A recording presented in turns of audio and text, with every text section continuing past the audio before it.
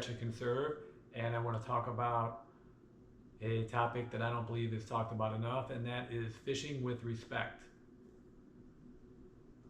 What I see a lot in fishing photos and videos, not all, but a fair share of them, are anglers holding the fish just like this with their thumb and forefinger on the bottom lip, holding it vertically. Often they hold the fish like this to take their selfie photo or to unhook the fish, but this can harm a fish, and typically if it's a small fish it may not be too harmful for that fish, but for larger fish this can really injure that fish, holding them like this. So the preferred way, the way with respect for the fish, is to always support the fish's body with two hands and to hold it horizontally like this. When you're taking your selfie, it's always a good idea to have your camera set up. If you're fishing by yourself, you can take the selfie very quick. And I do understand that sometimes when you're out there fishing, you get excited, you catch a fish, and you may be in a kayak, in a boat, on a bank. It may be easy to forget, but remember that fish can only breathe underwater. So as a good rule of thumb, if you can remember, when you do pull a fish out of the water, it's to hold your breath and try and unhook that fish, get your picture with that fish if you want, and put it back in the water before you have to breathe.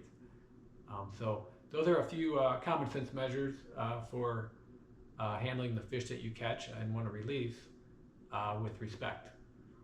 And another related topic is how you fish. I have always fished, like most anglers, with traditional barbed hooks. Recently I have tried barbless hooks, and they put barbs on hooks for a reason, and that is they help very much so to hook the fish. So what I've noticed with fishing with barbless hooks is my hookup rates are not as good, but there are some pros to fishing with barbless hooks, and one of the big pros is you are less likely to injure the fish that you catch. The hooks typically come out a lot easier. And what I've noticed in fishing stores and online stores is that barbless lures and barbless hooks are pretty rare. I mean, there are some out there, but by and large, most of the lures and hooks you buy are going to be traditionally barbed hooks. So one simple thing that you can do if you do want to try fishing with barbless hooks, and it's a personal choice as to how you fish, but this isn't going to be too visible, but you can just take a pair of pliers, any pliers will work, and take your hook and then crimp down really hard where that barb sticks out from the tip of your hook, and that will crimp in that barb. And that may be a happy medium, having like a slightly crimped barb on your hook. So you may want to try that when you're out there fishing.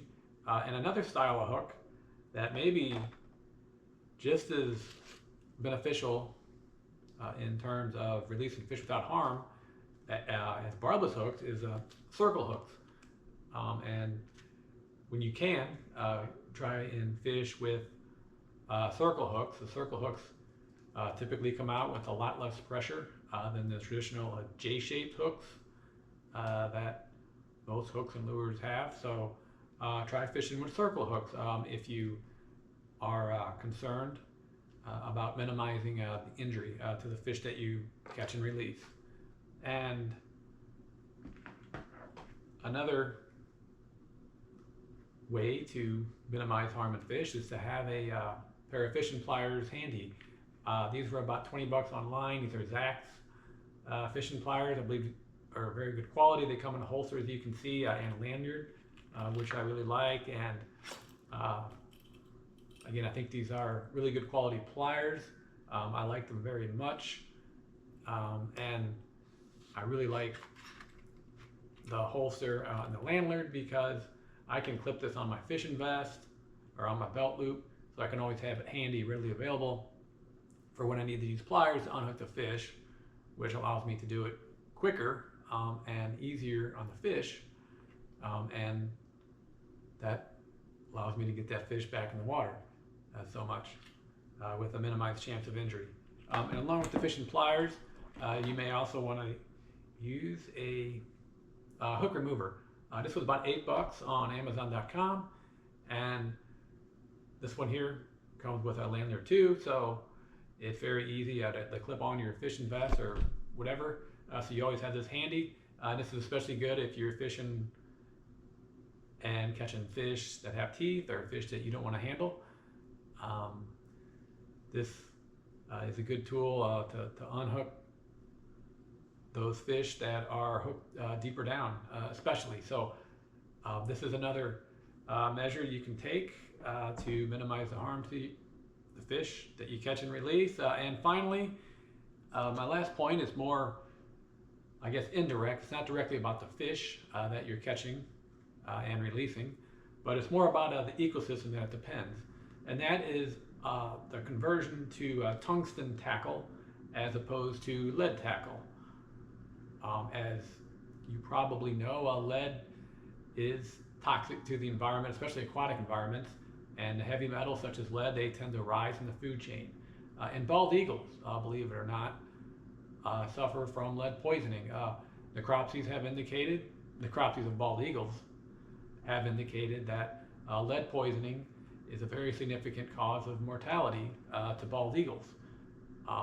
And how are the eagles ingesting that lead into them? Well, most of that lead is from fishing tackle. So again, lead stays in the ecosystem, and if you're like me, it's hard to imagine how my lead sinker, my lead weight that I'm using, so small, how can that ultimately lead to the death of other animals such as bald eagles, which are terrestrial animals? It's an ecosystem mindset I think you have, because cumulatively what you do does matter. And again, they do make tungsten tackle now. These are some tungsten jig heads